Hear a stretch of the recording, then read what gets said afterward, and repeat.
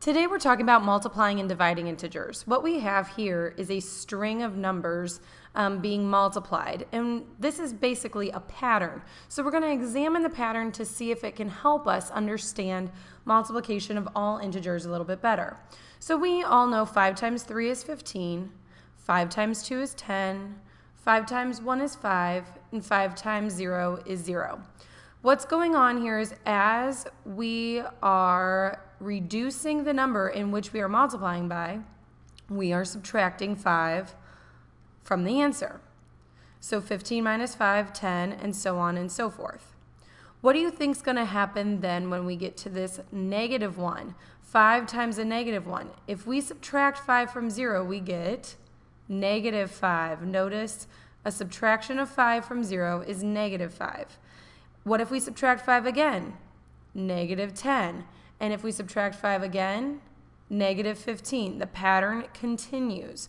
What we have here is 5 groups, each containing a negative 1, or 5 groups of negative 2, or 5 groups of negative 3. So if I have negative 3 in one group, negative 3 in another, negative 3 in another, yet another one, and finally one more, we have a total of, if we add them all together,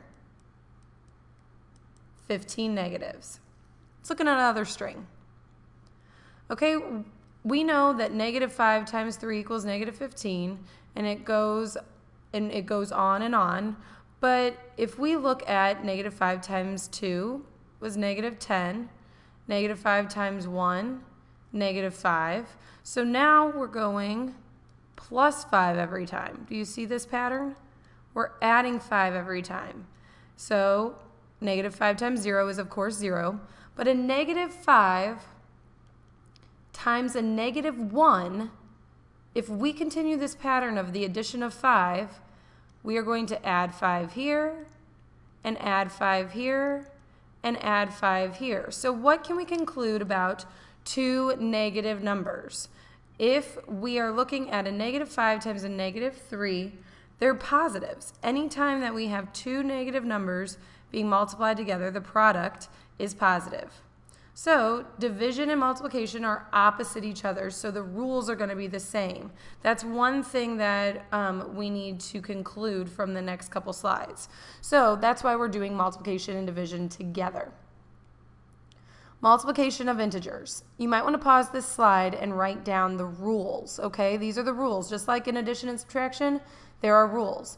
The product of two real numbers with the same sign is positive. Take a look over here. 3 is positive, 4 is positive, the answer is positive. Okay? So in this case, 4 times 3 is 12. We've known that one already just in our past experience. The new one here is a negative 6 times a negative 3 is also a positive 18, even if we had 6 times 3. Same thing. What would also be a positive 12? A negative 3 times a negative 4. Okay, if we multiplied these two together, we'd still get 12. The other rule, the product of two reals with different signs, okay? Before we had the same sign were these two examples up here.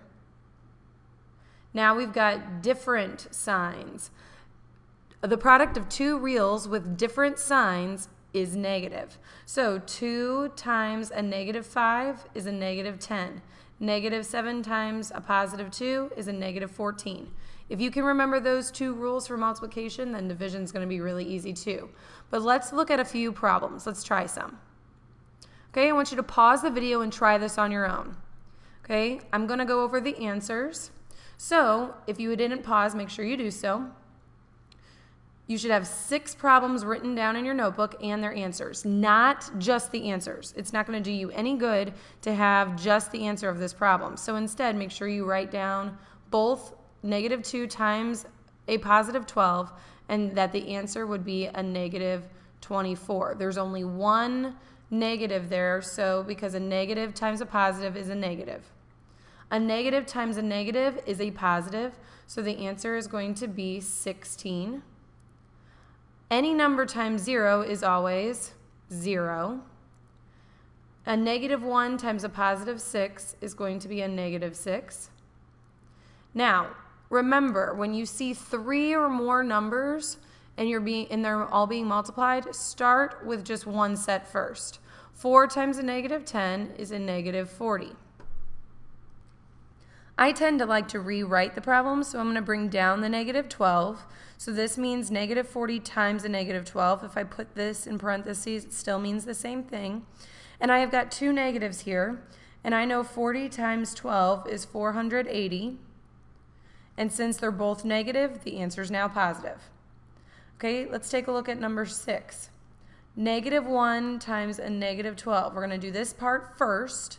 Negative 1 times negative 12 is a positive 12. I'm going to bring down my negative 9. I know that I'm multiplying these. I can put that in parentheses if I want to. I don't have to. And I know 12 times 9 just in general is going to be, is going to be 108. But now here's the thing. It's not just any old 108. It's a negative 108 because we're multiplying a positive times a negative.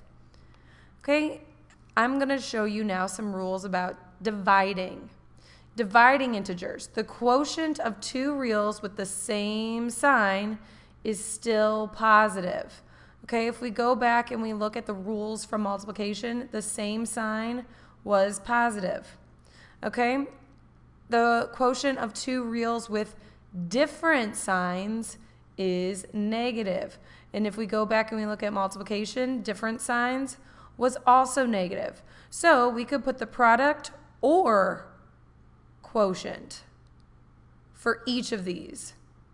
They have the same rules. Isn't that nice? So instead of having to memorize, a bunch of rules for both dividing and multiplication, they share the same rules.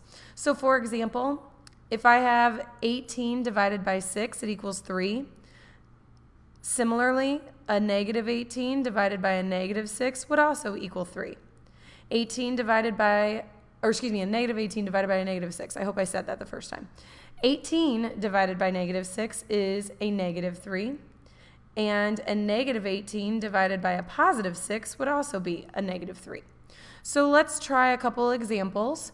I want you to pause the video, try them yourself. I want you to pay special attention to 5 and to 6. Okay? We're going to talk in depth about them in just a second. So go ahead and pause the video, and then I'm going to come back and show you the answers. Okay, now let's check your work. Negative 40 divided by a negative 8. Okay, 2 negatives here. So the answer is going to be positive, and it's going to be 5 because 8 goes into 45 times. 14 divided by 2 we know is 7. But if we take a look here, there's only 1 negative, so the answer is going to be negative. 36 divided by negative 9. Okay, if we take a look at this, 36 divided by 9, we know is going to be 4, and that's going to be a negative 4. Okay, because we have a positive divided by a negative. Over here, we have a negative divided by a positive. Negative 72 divided by 9 is 8.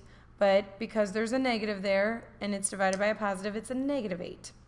Now, here's the tricky one. If you have a calculator with you and you didn't check your work with one before, I want you to try it now.